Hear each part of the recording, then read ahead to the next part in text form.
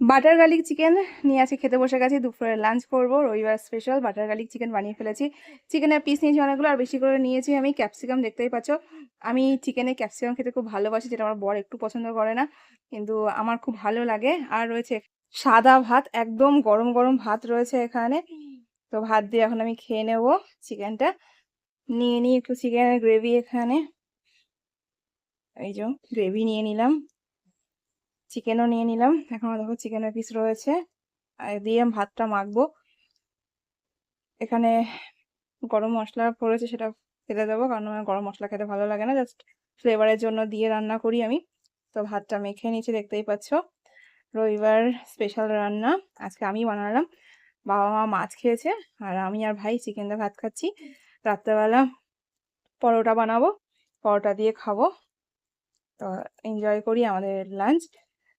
Video ভালো লাগলে অবশ্যই লাইক কমেন্টস পাশে দেবো। আর তোমরা কে কিরকম বাটার গার্লিক চিকেন খেতে ভালোবাসো ক্যাপসিকাম দিয়ে জানিও কমেন্টস বক্সে।